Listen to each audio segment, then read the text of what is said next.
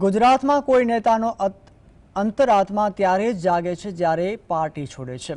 મારે આજે કેજરીવાલને વાસ્તવિક રીતે ઓળખવામાં 4 વર્ષ અને 2 દિવસ લાગ્યા।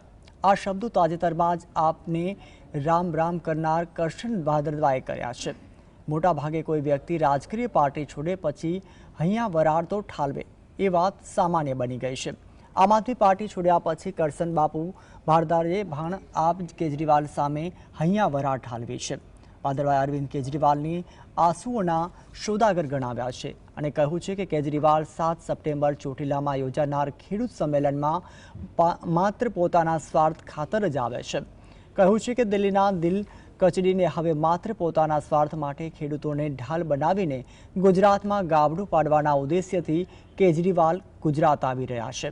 એટલે કોઈ ખેડૂત કે યુવાનોનું છેતરવા ના હોય।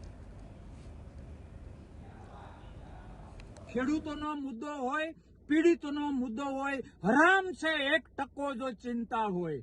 દિલ્હીના દિલોને તોડીને, દિલ્હીના દિલોને કચડીને પોતાની વાસ્તવિકતા બહાર આવી ગઈ એટલે હવે ગુજરાતમાં, દિલ્હીમાં બધું ફિનિશ થઈ ગયું એટલે ગુજરાતમાં ગાબડું પાડવાના ઉદ્દેશ સાથે માત્ર ને માત્ર પોતાના સ્વાર્થને સિદ્ધ કરવા માટે કેજરીવાલ ચોટીલા આવી રહ્યા।